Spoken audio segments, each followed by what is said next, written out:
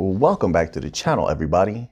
I am Mick Alphanim. So a lot of things are happening today or have happened today.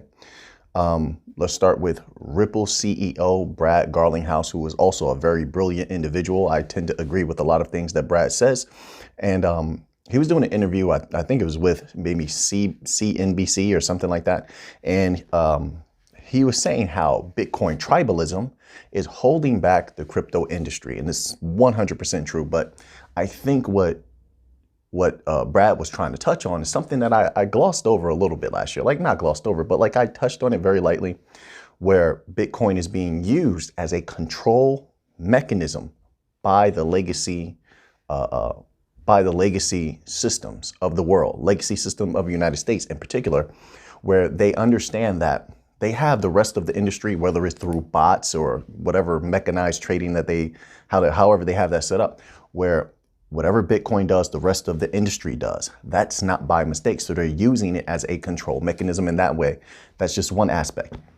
So then they're also using it as a control mechanism for the people. They're only talking about Bitcoin on the news. They're only, en masse, right? So you might have a sprinkle of XRP here, a tiny little bit of Algorand there, Solana, Ethereum. But for the most part, everywhere they're promoting only Bitcoin, to the point where Bitcoin is synonymous with cryptocurrency. When people say crypto, they automatically think Bitcoin. That's not good for the entire industry.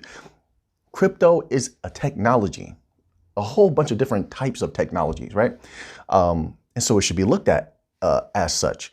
And yet you don't have these different things being promoted all over the place, which does what, in my humble opinion, it gives the legacy system that much more time to survive, that much more time to figure out a way to hang around a little bit longer, continue to pretty much rob everybody at gunpoint for their money in all of these different ways, because the system will never change. So they have put big money into Bitcoin in order to control it. They got out ahead of the problem, in my humble opinion. Now, don't get me wrong. There's a lot of people who make great money with Bitcoin. They're probably going to continue to make money with Bitcoin. That's not the issue here. The issue here is how it's being used on the chessboard to control the entirety of the crypto industry. Now, let's put that to the side. That's just the business aspect.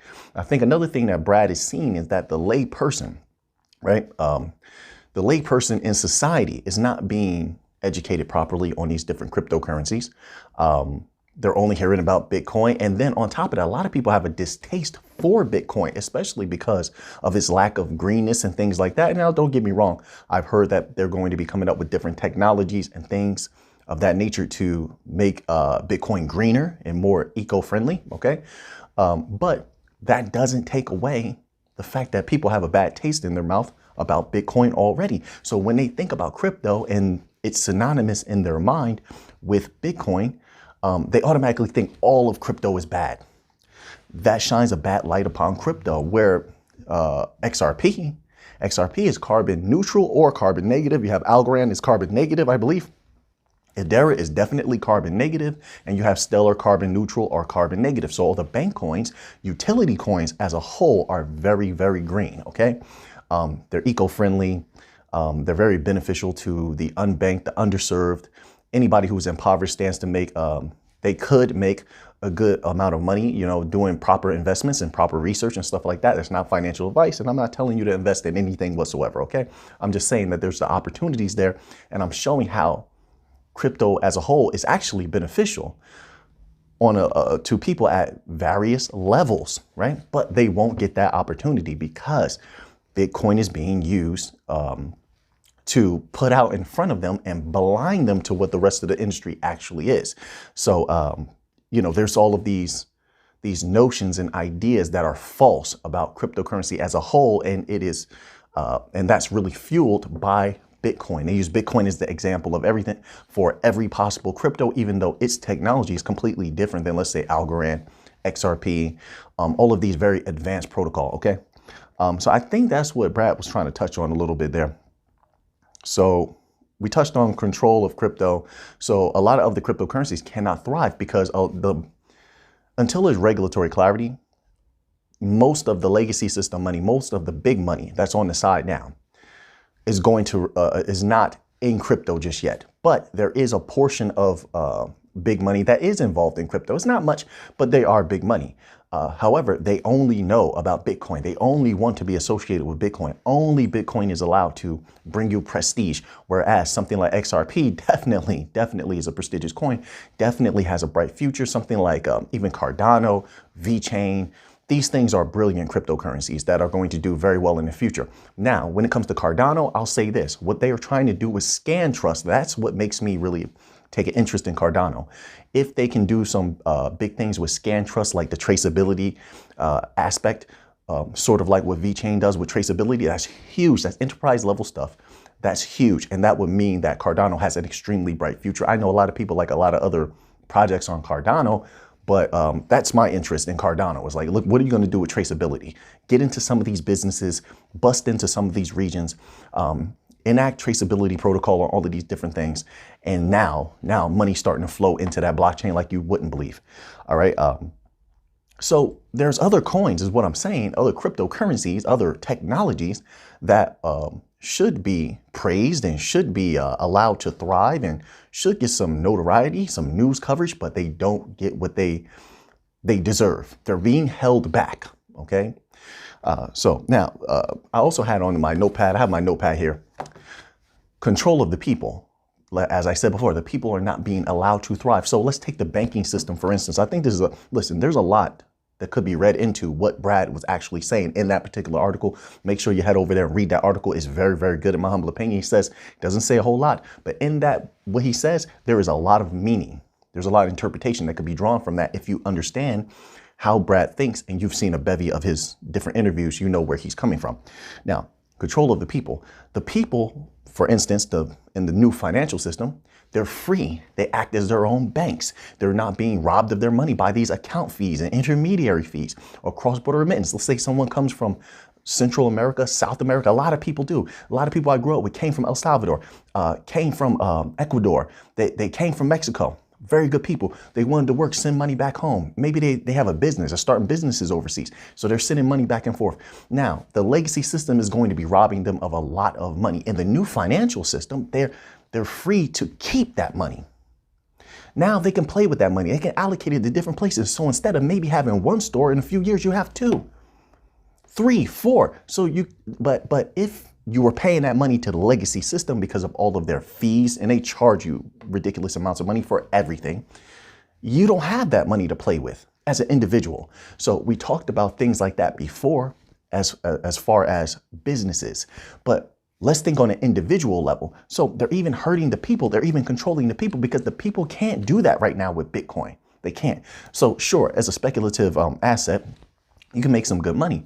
But if we're using things like XRP, right, for your bit, let's say you're acting as your own bank or you're taking custody of your own funds and you have your own account, even through something like a Coinbase account. Let's take something centralized like a Coinbase account. Even that is better than your average bank, your average legacy system accounts, intermediary fees and things like that, especially if you're using USDC, something like that. I mean, there's so many different ways you can do it, but with the new financial system, there's more opportunity. There's more money on the table. Then when you add in something like staking, which most people they have no clue about staking. They really don't. Don't think that they're like you and I and they're very, very well educated, because they're not. And that's not their fault.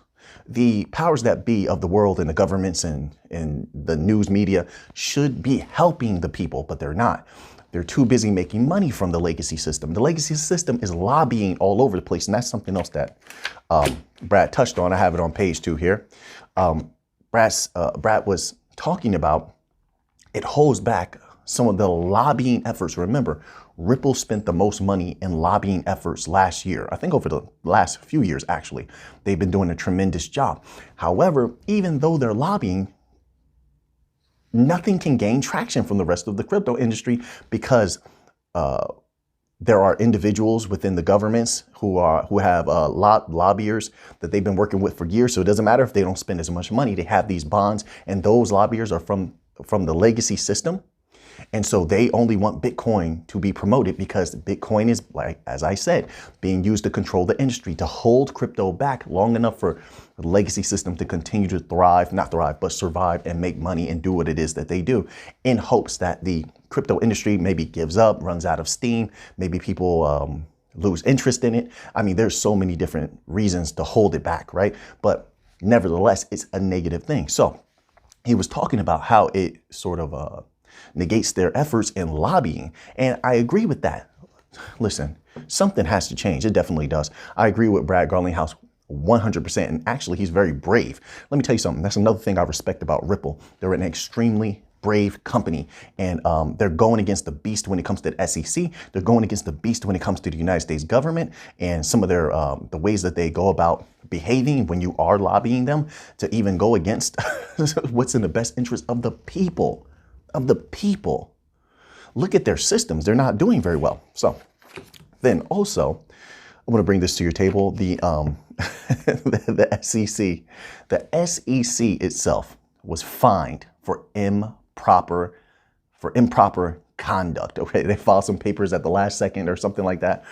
Listen, there is so much wrong with the SEC. The judge is starting to see that the fact that they got fined, the fact that the SEC got fined sets a very, very powerful and good precedent. It does. Now, if they can be, what do you call that? Like disciplined in this way, even if it's something small, that means that it opens the doorway to discipline them in other ways. Now, maybe there's some hope that the system can be changed. That phrase, the SEC was fined for improper conduct. Think about the realm of possibilities that opens up. Now, if their conduct is seen improper in this small way, then why would it not, theoretically speaking? I mean, who knows? People do some very, very wild things. But why wouldn't the judge think that what they did, as far as maybe certain redactions, right? Then you correlate that thought of the redactions in documents with what was discovered in the emails and such like that, where there was allegedly improper conduct going on that a certain individual within the SEC was privy to, abreast to, that was allegedly illegal activity. Now, you put all that together, why would we not be able to say that the SEC was conducting themselves improperly in other ways that could lend to the ending of this possible case? We'll see how that's going to be used, and how Ripple's team decides to go about that. Who knows? Maybe it leads to nothing. I don't know. There's so many very peculiar things about this case and how. And let me tell you something else. There's so many things that go on behind the scenes. Phone calls, emails, meetings, negotiations. This is the real world. All of these things go on behind the scenes. You have to know that. You have to understand that. I know you've seen that even at your own jobs, where somebody will, a supervisor, a manager, or a CEO, or somebody may have a conversation in the office that's not on the record, but that has an impact on the policy of the particular company. This is how the world works. So there's no telling how things can really go. So that's very, very, very, very good that the SEC was fined for improper conduct. We'll continue to keep a close eye on that. Let me tell you something. XRP, sorry about that. Ripple is doing a great job right now in that case. They're fighting for all of crypto. And you know what? I'm going to say this. I'm highly disappointed in the rest of crypto not standing up and speaking against the SEC as though the SEC hasn't declared war already, saying that they're going to come after the rest of crypto. They literally told everyone that. And Ripple's the only one that has the courage to stand up and speak. Don't get me wrong. I mean, Ripple's in a fight, but also Ripple did have the courage in the beginning to come and sit down at the table with the SEC and give them full transparency. That has to bear weight with the rest of crypto, which means even if you come to them and you give them full transparency, you tell them what your intentions are, and you're above board, they're still going to come after you. Like, to band together. You should band together and fight together. You're stronger together in a phalanx than you are by yourself. One soldier with a spear, yeah, that's cool. Spear and a shield, that's okay. You may do very well. But 100 soldiers with spears and shields in a phalanx, now you can do some damage. Listen, all of crypto should have come together already. But that tells me that this is not going to be good. When those regulations come down, why do I think about that? This is important for everybody out there. Heed these words. I mean, you don't have to, but I would, hey, do what you want to do. But I would heed these words.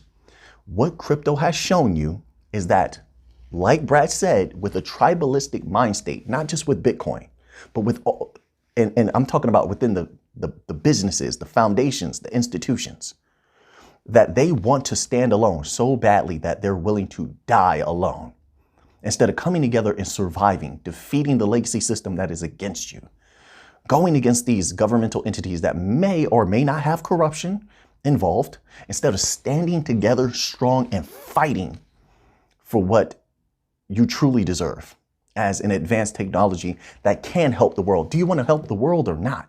All right. So then why are there only a few foundations actually doing the hard work, actually having the hard meetings, the hard discussions? One thing I can say about Stellar, and this is about Denell Dixon in particular, okay, because everybody else, I can't speak for them at the foundation, but Denell Dixon was fighting for the entirety of last year at Stellar for crypto as a whole, okay? XLM holders can benefit from that. Ripple was fighting all last year, all right? And it does benefit, whether it's for-profit company or not. It benefits the whole of crypto. So why is everyone else so quiet? Don't regret it later. You should stand together, rise together, fight together. You're stronger together. Because let me tell you something. One thing the legacy system does know how to do. They know how to stand together en masse. Don't get me wrong. You may have one or two organizations, they may not see eye to eye. But when it comes time to go against you, they will stand together. So right now, everything's going very well. I agree with Brad Garlinghouse. Ripple is doing well in their case. The SEC just got fined for improper conduct. Oh, man. There's never a dull day in crypto. So now that you have that information, what are you going to do with it? I didn't do any of the champions for the day today. We'll return to that in a few days. Don't worry about me. I'm not going to forget anyone. I may just do a whole bunch in one video. Now that you have that information, what are you going to do with it? I know what I'm going to do with it. So until next time, let's get to the money.